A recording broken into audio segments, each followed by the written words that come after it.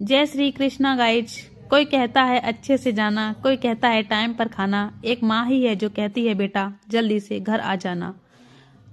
तो दोस्तों कहानी को शुरू करते हैं। आज की कहानी का शीर्षक है डॉक्टर बेटे की माँ की दास्तां।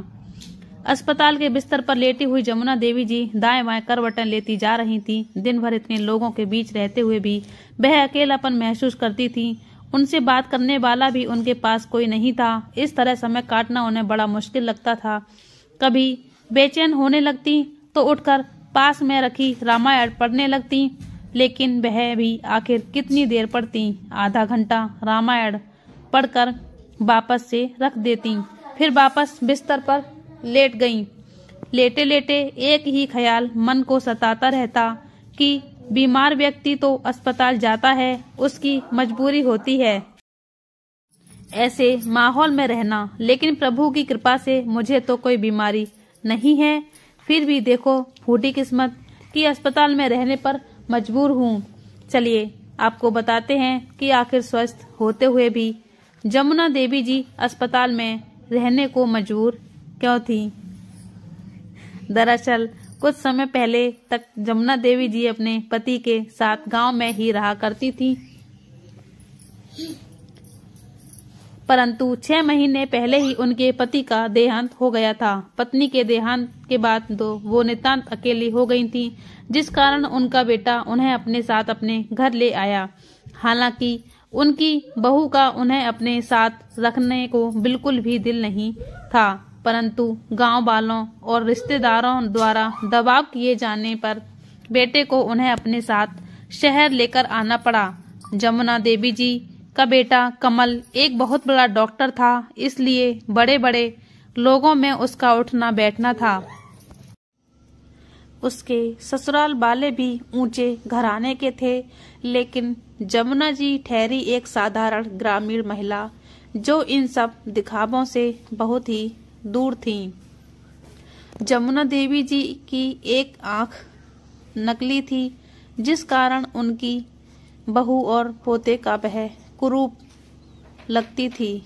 एक दिन हुआ यूं कि जमुना जी का पोता उनके पास आया और कहने लगा, दादी आप यहाँ सोफे पर मत बैठो, अंदर अपने कमरे में जाओ, मेरे कुछ दोस्त घर पर आने वाले हैं। पोते ने बड़े रूखे स्वर में कहा तो जमुना जी बड़े प्यार से बोली, अरे बेटा मैं तो थोड़ी सी जगह पर बैठी हूँ, तेरे दोस्तों के बैठने के लिए यहाँ बहुत सी जगह है। नहीं, आप उनके सामने नहीं बैठेंगी, मेरे दोस्त मुझे चिढ़ाते हैं, मुझे बेइज्जती महसूस होती है। उनका पोता चिल्लाने लगा तो अंदर से बहू ईशा की आवाज आई, क्या हुआ बेटा, क्यों गुस्से से चिल्ला रहे हो। मम्मी देखो ना, दादी हमेशा यहाँ सोफे पर बैठी रहती हैं।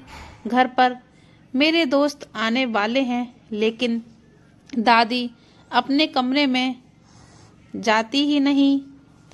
उसी समय गुस्से से तिल मिलाती हुई उनकी बहू ईशा बाहर निकली और बोली, माँ जी आप अपने कमरे में क्यों नहीं जाती, बिना मतलब हमारी बेइज्जती करवाती हो, जरा हमारे स्टैंडर्ड का भी ख्याल किया करो। बेचारी जमुना देवी जी चुप करके अपने कमरे के एक कोने में जाकर बैठ गईं। दरअसल उन्हें अपने कमरे में अकेलापन महसूस होता था। दीवारों को देखते देखते कब तक अपना समय काटती, इसलिए बाहर सोफे पर आकर बैठ जाती थी, ये सोचकर कि ज्यादा कुछ नहीं तो कम से कम बच्चों के चेहरे तो देखने को मिल जाएंगे। लेकिन बहू और पोते को वह फूटी आंख नहीं सुहाती थी। उधर जमुना जी के बेटे कमल को अपनी पत्नी और बेटे का ये व्यवहार अच्छा तो नहीं लगता था, परंतु फिर भी अपनी माँ को अपमानित होते देखकर चुप रह जाता था, क्योंकि यदि वह कुछ कहता तो पत्नी और बेटा दोनों ही उसका विरोध करते थे। कुछ दिन बीते तो ईशा ने अपने पति कमल से कहा, सुनो परसों पार्टी के लिए घर पर मेरी सहेलियां आ रही हैं। तुम तो जानते हो ना कि सब कितनी हाई स्टैंडर्ड की हैं, लेकिन तुम्हारी माँ तो हमेशा यही सामने बैठी रहती हैं। कोई भी आता है तो शुरू हो जाती हैं अपने गांव की भाषा में उनसे बतियाने। मुझे तो बड़ी शर्म महसूस होती है। अब मुझसे और बर्दाश्त नहीं होता। अपनी माँ को जहाँ से लाए हो वहीं वापस छोड़ आओ। अपनी पत्नी की बात सुनकर कमल बोला, ईशा तुम पागल तो नहीं हो गई? इस उम्र में माँ को वापस छोड़ कर आऊंगा तो सारे रिश्तेदारों में और गांव वालों में मेरी कितनी किरकिरी हो जाएगी कि इतना बड़ा डॉक्टर होकर अपनी माँ की देखभाल नहीं कर सकता। लेकिन ईशा तो जिद ठान कर बैठ गई और अपने पति को साफ शब्दों में कह दिया कि या तो अपनी माँ को गांव में छोड़कर आओ, नहीं तो किसी वृद्धा आश्रम में छोड़ दो, क्योंकि अब वह उन्हें अपने घर में हरगिज भी नहीं रहने देगी। इस समस्या का डॉक्टर बेटे ने एक नायाब हल निकाला जिससे सांप भी मर जाए और लाठी भी ना टूटे। अगले ही दिन उसने अपनी माँ को सामान सहित अपने अस्पताल में शिफ्ट करवा दिया और जमुना देवी जी अपने बेटे के अस्पताल में एक प्राइवेट वार्ड में पहुंच गईं, या यूं कहो कि पहुंचा दी गईं, क्योंकि वो भी तो अपने बेटे बहू के लिए एक सामान की तरह ही थी जिसके सुख दुख और इच्छाएं किसी के लिए मायने नहीं रखते थे। समय समय पर वार्ड बॉय आकर उन्हें खाना दे जाता था तो उसी के साथ ही थोड़ी देर हालचाल बांट लेती थी। मरीजों के लिए बना खाना उन्हें पसंद तो नहीं आता था, लेकिन फिर भी मन मार के चुपचाप निगल लेती थी। कुछ दिन बीते तो डेंगू की बीमारी के कारण अस्पताल के सभी प्राइवेट वार्ड भरने लगे, लेकिन मरीज आते ही जा रहे थे। इसका भगवान भी जमुना जी को करना पड़ा। 5,000 प्रतिदिन का प्राइवेट वार्ड में माँ की ममता पर भारी पड़ने लगा और डॉक्टर बेटे ने जमुना जी का बिस्तर जनरल वार्ड में लगवा दिया। जमुना देवी जी इधर उधर जहाँ भी नजर दौड़ाती तो चारों ओर मरीज ही मरीज नजर आते। मरीजों के बीच रहकर अब तो वो खुद को भी बीमार महसूस करने लगी थीं, लेकिन इतना ही काफी नहीं था। जब जनरल वार्ड भी भरने लगे तो जमुना जी अस्पताल के हॉल में बिठा दी गईं। हॉल में बैठे हुए बेचारी बूढ़ी माँ मन ही मन उस दिन को कोस रही थी जिस दिन वह अपना घर छोड़कर बेटे के साथ शहर आने को तैयार हो गई थी। बैठे बैठे वह पुराने दिनों को यादों में खो गईं। जब से जमुना देवी जी अपने ससुराल में आई थीं, उनके हिस्से केवल और केवल गरीबी ही आई थी।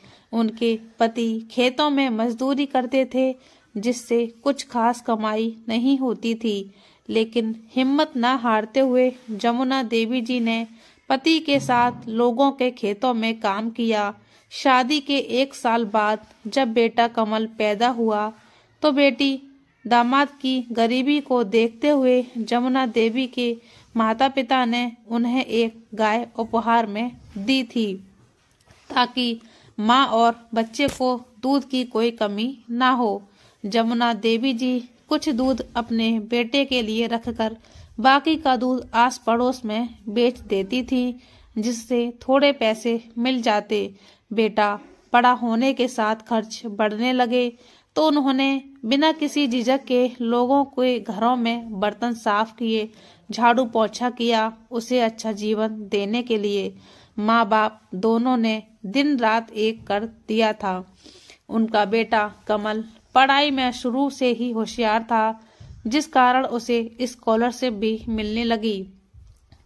अपनी होशियारी और माँ बाप की मेहनत के बलबूते उसने डॉक्टरी की पढ़ाई पूरी की। पुरानी यादों में खोई जमुना जी सोचने लगी कि इसी बेटे के खातिर मैंने जीवन भर मेहनत मजदूरी की।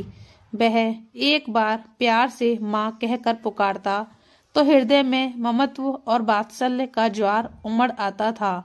संसार के सारे सुख उसकी झोली में डाल देना चाहती थी मैं, और आज जब वही बेटा डॉक्टर बन बैठा तो अपनी बूढ़ी माँ भी उसे बोझ लग रही है। धिक्कार है। जमुना जी की आत्मा चीख उठी। उनकी सहन शक्ति ने जवाब दे दिया। वह तुरंत उठ खड़ी हुई और अपने बेटे के पास जाकर स्पष्ट शब्दों में कह दिया कि अब वह यहाँ नहीं रह सकती। या तो बेटा उन्हें गांव में छोड़कर आए, नहीं तो वह स्वयं गांव के लिए निकल जाएंगी। अपनी माँ के अस्पताल में रहने से परेशान तो कमल भी था, क्योंकि अस्पताल के स्टाफ के लोग भी दबी आवाज में इस बारे में तरह तरह की बातें किया करते थे। आज माँ ने स्वयं कह दिया तो कमल अपनी माँ को गांव छोड़ने के लिए राजी हो गया। अगले दिन रविवार था। कमल अपनी माँ को गांव छोड़ने के सारी तैयारी करके उन्हें अपनी गाड़ी में बिठाकर गांव के लिए निकल गया। गांव में जमुना देवी और उनके डॉक्टर बेटे का खूब स्वागत हुआ। 6 महीने से बंद पड़े पुराने मकान की साफ सफाई का काम पड़ोसिनों ने कर दिया। सामने वाले घर से कौशल्या काकी ने उनके आने का समाचार जाना तो 2 गिलास चाय के साथ मट्ठी लेकर आ गई। सब लोगों ने जमुना देवी के अचानक आने का कारण जानना चाहा तो कमल ने आत्मीयता दर्शाते हुए कहा, वह क्या है ना कि माँ को आप सब गांव के लोगों की बहुत याद आ रही थी, इसलिए कुछ उदास थी। 2-4 महीने गांव में रहेंगी तो हवा पानी बदल जाएगा। ये सोचकर माँ को यहाँ ले आया। ऐसा कहकर कमल ने असल बात छिपानी चाही, लेकिन कौशल्या काकी उसी समय सारा मामला समझ गईं और बोली, बेटा तेरी बेचारी माँ ने जिंदगी बहुत दुखों में काटी है, इसलिए अपनी माँ को भूल मत जाना, कभी इसका दिल न दुखाना। कैसी बातें करती हो काकी, माँ को कैसे भूल जाऊंगा? आखिर दुनिया में उनके अलावा मेरा है ही कौन? अपनी माँ की सेवा मैं कोई कमी नहीं छोड़ूंगा। आते जाते रहने का आश्वासन देकर उसने अपनी माँ के हाथों में 10,000 थमा दिए और बोला, माँ मुझे लगता है कि इतने पैसे तुम्हारे खर्चे के लिए काफी होंगे। हर महीने जब मिलने आऊंगा तो खर्च के लिए पैसे भी दे जाऊंगा। ऐसा कहकर डॉक्टर बेटा अपने शहर वापस चला गया। गांव में बूढ़ी माँ जमुना देवी अकेली रह गई। पड़ोसिनों से गृहस्थी की जरूरत का कुछ सामान मंगवाया, लेकिन महंगाई इतनी थी कि खींचतान करके भी सब्जी भाजी और दूध के लिए केवल 2,000 ही बच पाए। लेकिन फिर सोचने लगी कि जरूरी तो नहीं कि हर रोज दाल सब्जी ही बनाई जाए। नमक मिर्च की बनी रोटी चाय के साथ भी आसानी से खाई जा सकती है। कम से कम यहाँ रहते हुए इज्जत के साथ तो जीऊंगी, और फिर अगले महीने बेटा भी मिलने आ जाएगा और खर्च के पैसे भी दे जाएगा। अगले महीने की 1 तारीख होते ही उनके डॉक्टर बेटे ने 5,000 का मनी ऑर्डर भेज दिया। जमुना जी जो अपने बेटे का इंतजार कर रही थीं, बेटे द्वारा भेजा गया मनी ऑर्डर देखते ही समझ गईं कि अब उनका बेटा उनसे मिलने नहीं आने वाला, शायद अपने काम में व्यस्त होगा। ये सोचकर उन्होंने अपने मन को समझा लिया। 3 महीने तक उनका बेटा मनी ऑर्डर से पैसे भेजता रहा और जमुना देवी जी को भी कोई समस्या नहीं हो रही थी। वह अपने घर का खर्च खींचतान कर चला लेती थीं, लेकिन 4थे महीने बेटे ने मनी ऑर्डर भी नहीं भेजा। बेचारी जमुना जी मुश्किल से अपनी दाल रोटी का खर्चा निकाल पा रही थी। महीने के आखिर में तो ये हाल हो गया कि उनके हाथ में 1 फूटी कौड़ी भी नहीं बची। जैसे तैसे आसपास के दुकानदारों से उधार लेकर वह अपना काम चला रही थी। दूध वाले का भी उधार काफी हो चुका था। आस पड़ोस की औरतें और जमुना जी की कुछ बूढ़ी सहेलियां भी कभी कभार उनके पास आकर बैठ जाती थीं। बड़े डॉक्टर की माँ की भली मुस्कान के पीछे छिपा उनका दर्द सब जानते थे, परंतु जमुना जी कभी अपने चेहरे पर शिकन तक नहीं आने देती थीं। आते जाते दूध वाला भी पूछता रहता, क्यों अम्मा, पैसे कब चुकता करोगी? जमुना जी झूठी हंसी हंसकर बोल देती, जल्दी ही मेरे पैसे आ जाएंगे और फिर तू कौन सा भागा जा रहा है, यह समझ लेना कि अपनी दादी को दूध पिलाया था। लेकिन इन बातों से भी कब तक गुजारा चलता। आखिरकार उन्होंने दूध लेना बंद कर दिया। अब वह राशन लेने राशन वाले की दुकान पर भी नहीं जाती थी। घर में राशन के सारे डिब्बे खाली थे, खाने के लिए कुछ भी नहीं बचा था। आटे का डिब्बा खोल कर देखा तो थोड़ा सा आटा निकला, जिससे 2 रोटियां मुश्किल से बना पाईं। जैसे ही 2 रोटियां नमक के साथ लेकर बैठी तो उसी समय दरवाजे से आवाज आई। कोई भूखा भिखारी लाचार स्वर में भीख मांगते हुए कहने लगा, अम्मा, भूखे को 1 रोटी दे दे, भगवान तेरे बच्चे की खूब लंबी उम्र करेगा, उसे खूब तरक्की देगा। जमुना देवी, जो अभी रोटी का टुकड़ा तोड़ने ही लगी थी, उस भिखारी की यह बात सुनते ही अचानक रुक गई और सोचने लगी कि 1 रोटी के बदले बेटे की लंबी उम्र बहुत सस्ती है। उसने तुरंत उसमें से 1 रोटी उठाकर मांगने वाले को दे दी और बाकी की बची 1 रोटी जैसे ही बैठकर खाने लगी, तभी एक कुत्ता उनके सामने आकर बैठ गया और बड़ी आस से उनकी ओर देखने लगा। बची 1 रोटी में से भी आधी रोटी जमुना जी ने उस कुत्ते के सामने डाल दी और स्वयं आधी रोटी पानी के साथ खाकर संतुष्टि प्राप्त करके बैठ गईं। लेकिन अब घर में खाने को कुछ भी नहीं था। एक बार तो सोचा कि पास के दुकानदारों से उधार लेकर काम चला लूं, लेकिन अगले ही पल विचार आया कि दुकानदार 1 दिन सामान उधार देंगे या 2 दिन देंगे, आखिर तो वो भी तो पैसा मांगेंगे ही ना। और फिर पिछला उधार पर कहाँ लौटाया था। जमुना देवी ने भूख की यातनाएं झेलते हुए बेचारी जमुना देवी खाली पेट अपनी चारपाई पर पड़ी थी। कई बार सोचती कि किसी के घर में बर्तन मांजने का काम उठा ले या फिर लोगों के घरों में झाड़ू पोंछा करना शुरू कर दें, कुछ पैसे तो बन ही जाएंगे। लेकिन फिर बड़े डॉक्टर की माँ होने की मर्यादा उसके आड़े आ जाती। यही सोचकर पानी पीकर भूख मिटाने की कोशिश करती और चुपचाप बैठ जाती।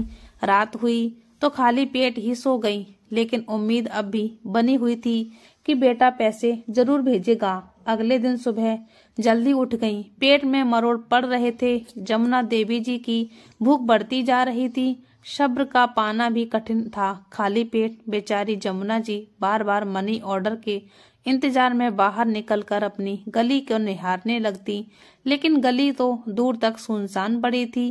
फिर वापस आकर चारपाई पर बैठ गईं।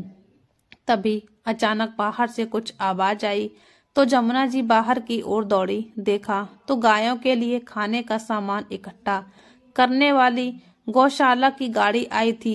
गली की सारी औरतें बाहर निकलकर अपने घर में बची रूखी सूखी रोटियां उस गाड़ी में डाल रही थी। जमुना जी बेचारी निढाल होकर अपने घर के गेट के बाहर घुटनों के बल बैठ गईं। वो एक पल गाड़ी में डाली जाने वाली रोटियों को देखती तो दूसरे पल डाकिये के इंतजार में गली को निहारने लगती। आंसुओं का सैलाब आंखों से बाहर निकलने को उतारू था, परंतु आंखें गौशाला की गाड़ी में रखी रोटियों पर थी। जब सब औरतें गाड़ी में रोटियां डालकर चली गईं, तो जमुना जी भूख से विवश होकर झिझकते हुए गाड़ी की तरफ बढ़ी। यहाँ वहां देखा तो कोई नहीं था। जमुना जी ने झट से गाड़ी में हाथ डाला। जितनी भी रोटियां हाथ में आईं, उन्हें अपनी साड़ी के पल्लू में छुपाकर तुरंत घर लौट आईं और एक गहरी सांस लेकर अपनी चारपाई पर बैठ गईं। फिर अपने भाग्य पर फूट फूट कर रोने लगी। साड़ी के पल्लू में से रूखी सूखी रोटियां निकाली तो रोटियों को देखते ही जमुना जी को उनमें अपने डॉक्टर बेटे की तरक्की नजर आ रही थी। फिर सोचने लगी कि मैंने तो आज तक किसी के साथ कुछ गलत नहीं किया था, फिर भगवान ने मुझे ऐसी सजा क्यों दी कि आज मैं गायों के हिस्से की रोटी खाकर चुरा कर खाने को विवश हो गई हूँ। थोड़ी देर में कुत्ता भी उनके पास आकर बैठ गया और रोटियों को देखकर पूंछ हिलाने लगा। जमुना जी ने एक रोटी कुत्ते को भी डाल दी, लेकिन गाय के हिस्से की रोटी खाने को उनका मन नहीं मान रहा था, परंतु पेट की भूख जीने भी नहीं दे रही थी। इसलिए अपने आत्मसम्मान को दूर किनारे करके वो बेचारी रूखी सूखी रोटियां जैसे तैसे चबाकर पानी के साथ निकल गईं। शाम के समय पड़ोसन आकर जमुना जी के पास बैठ गई। उन्हें उदास देखकर पूछने लगी, क्यों री जमुना, तेरा बेटा तो कहता था कि थोड़े दिनों में मिलने आएगा, लेकिन वह तो ऐसा गया कि तुझे देखने भर को भी नहीं आया। उसी समय जमुना जी के चेहरे पर घोर उदासी और निराशा के भाव छा गए। तभी पड़ोसन बोली, मैं समझती हूँ जमुना, जब औलाद ही ऐसी हो तो किसी का क्या जोर। कहने को तो तेरा बेटा डॉक्टर है, लेकिन तुझे 2 वक्त की रोटी भी नहीं खिला सकता, तो ऐसी औलाद किस काम की। तभी पड़ोसन की बात को नकारते हुए जमुना जी बोली, नहीं नहीं, मेरा बेटा ऐसा नहीं है, वह तो मेरा बहुत ध्यान रखता है। कोई न कोई मजबूरी रही होगी, नहीं तो ऐसा हो ही नहीं सकता कि वह अपनी माँ को भूल जाए। तभी पड़ोसन बोली, अरे जमुना बहन, इतना ही लायक था तेरा बेटा तो तुझे अपने साथ अपने घर क्यों ना रख पाया। एक बूढ़ी माँ उस पर इतनी भारी पड़ गई कि उसे बुढ़ापे के वक्त बेसहारा और अकेले छोड़कर चला गया। पड़ोसन की बातों ने जमुना जी के दिल को झकझोर कर रख दिया। सोचने लगी, गांव में जितने भी लड़के हैं, चाहे पढ़े लिखे हैं या अनपढ़, नौकरी करते हों या मेहनत मजदूरी, लेकिन अपने बूढ़े माँ बाप को अपने पास रखे हुए हैं। मेरे डॉक्टर बेटे से तो ये अनपढ़ गंवार ही भले, सुख दुख में पूरा परिवार एक साथ तो है। फिर सोचने लगी कि शायद मेरी ही किस्मत में खोट होगा। फिर बैठे बैठे मन में विचार आया कि आखिर कब तक मैं अपने डॉक्टर बेटे के नाम की बेड़ियां अपने पैरों में पहनकर बैठी रहूंगी। ऐसे तो काम नहीं चलेगा। मेरी जिंदगी किसी के भेजे गए पैसों की मोहताज तो नहीं। अभी तो मेरे हाथ पैर चलते हैं, फिर मैं इतनी मजबूर कैसे हो गई कि भूखे मरने की नौबत आ गई।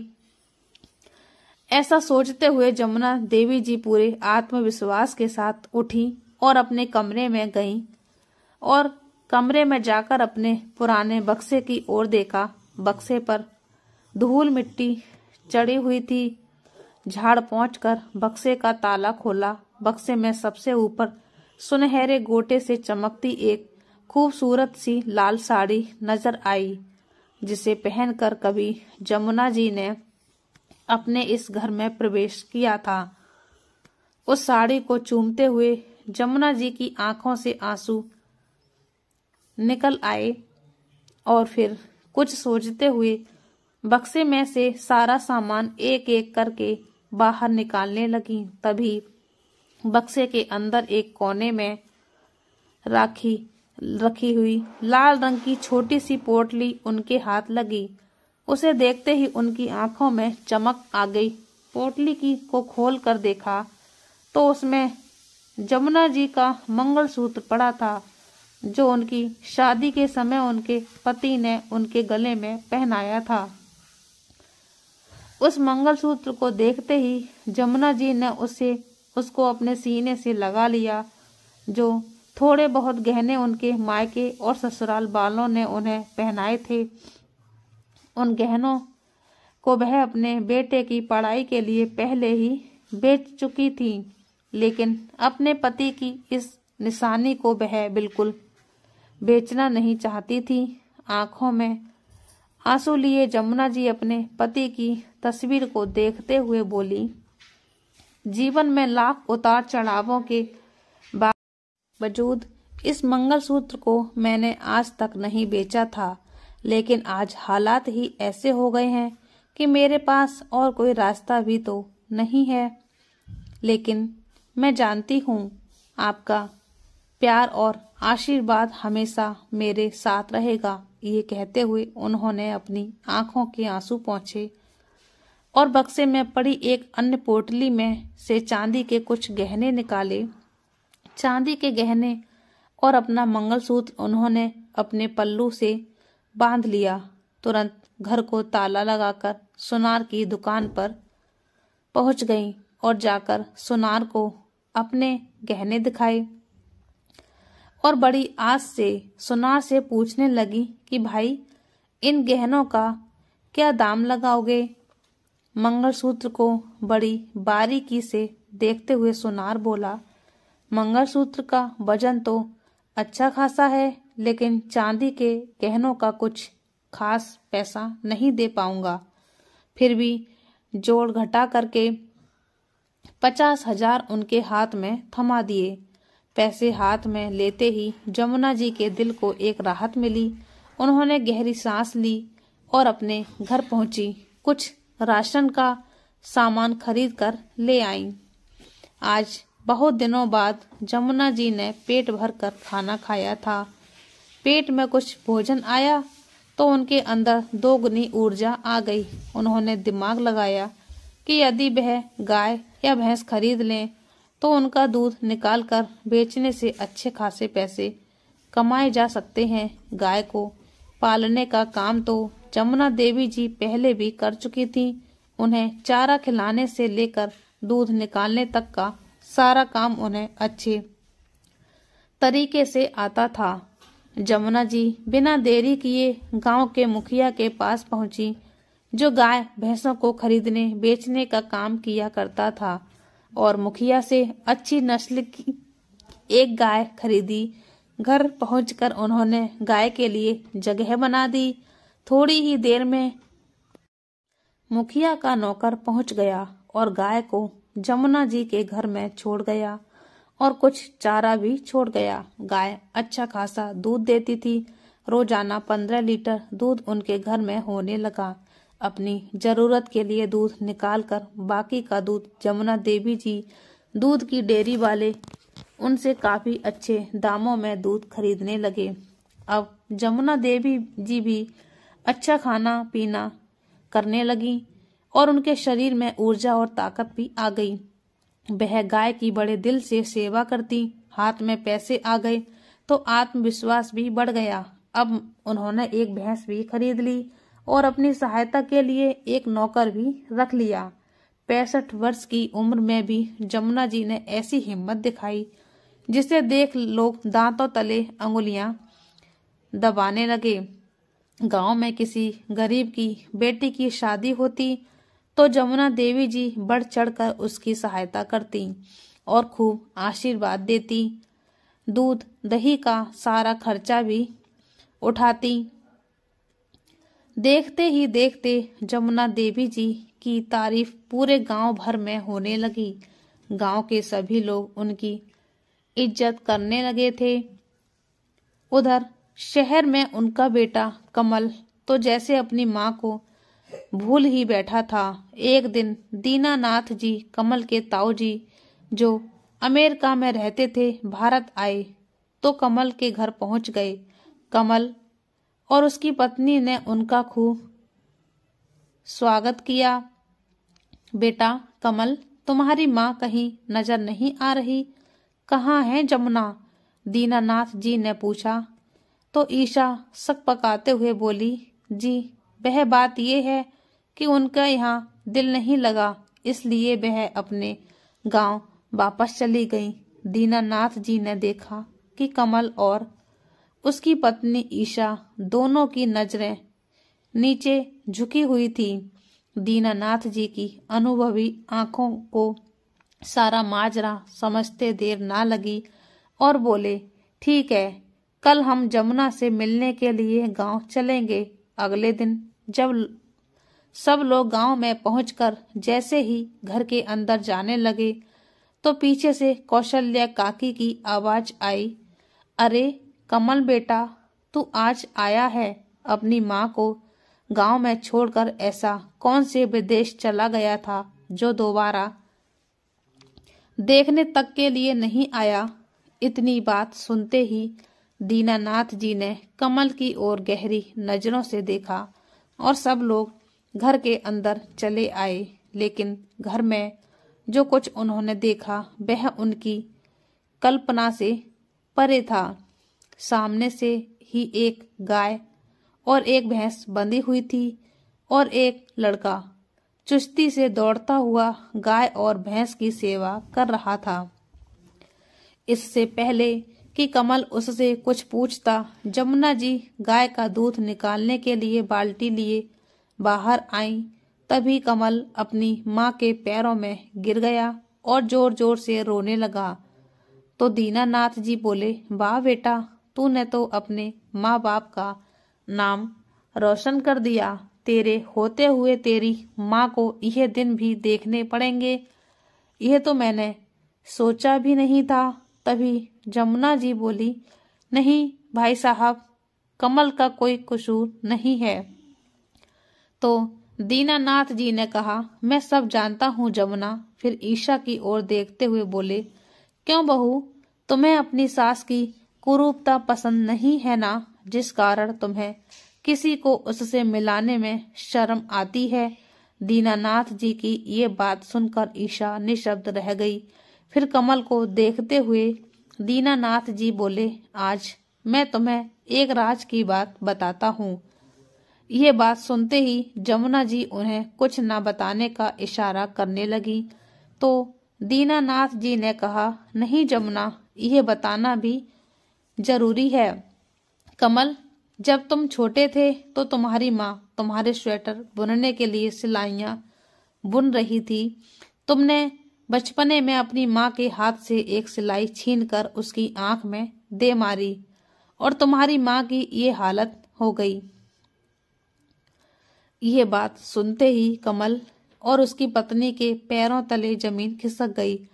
पश्चाताप से भरा कमल अपनी माँ के पैरों से लिपट गया और जोर जोर से रोते हुए बोलने लगा, मुझे माफ कर दो माँ। जमुना देवी ने अपने बेटे को पुचकारते हुए उठाया और उसे अपने सीने से लगा लिया। उनके बहू और पोते ने भी उनके पैरों में गिरकर उनसे माफी मांगी और कहा कि आज से आप हमारे साथ रहेंगी, आपको ये सब काम करने की कोई भी जरूरत नहीं है। जमुना जी के ममता भरे हृदय ने सबको माफ तो कर दिया, लेकिन अपने बेटे बहू के साथ जाने से साफ मना कर दिया। कमल ने भरे गले से बार बार माँ को अपने साथ चलने की प्रार्थना की, लेकिन जमुना जी बोली, नहीं बेटा, अब तुम्हारे साथ शहर वापस जाने का तो सवाल ही पैदा नहीं होता। मालिक की दया से अब मैं आत्मनिर्भर हूँ और अपनी इस जिंदगी में बहुत खुश हूँ। और सबसे बड़ी बात तो ये है कि यहाँ मैं इज्जत से जी पा रही हूँ। माँ से मिलकर जब बेटा बहू अपने घर वापस जाने लगे तो बेटे ने अपनी माँ को कुछ पैसे देने चाहे। जैसे ही उसने पैसे अपनी माँ की ओर बढ़ाए तो जमुना जी को उनमें वही रूखी सूखी रोटियां नजर आने लगी जिन्हें खाकर उन्होंने अपनी लाचारी के दिन काटे थे और उनका हृदय अंदर तक कांप उठा। फिर भरे गले से बोली, मुझे इन पैसों की कोई जरूरत नहीं है बेटा, अपने पास रखो, तुम्हारे काम आएंगे। बस मेरी एक बात याद रखना, ना तो इंसान को सफलता मिलने पर घमंड में चूर होना चाहिए और ना ही कभी विपरीत परिस्थितियों में हार माननी चाहिए। तो दोस्तों, ये कहानी आपको कैसी लगी हमें कमेंट करके जरूर बताएं। आप हमारे चैनल पर नए हैं तो हमारे चैनल को सब्सक्राइब जरूर कर लीजिए और बेल आइकन को प्रेस कर दीजिए ताकि हमारी कहानी आप तक पहुंचती रहे। कहानी को पूरा देखने के लिए धन्यवाद। जय श्री कृष्णा। राधे राधे।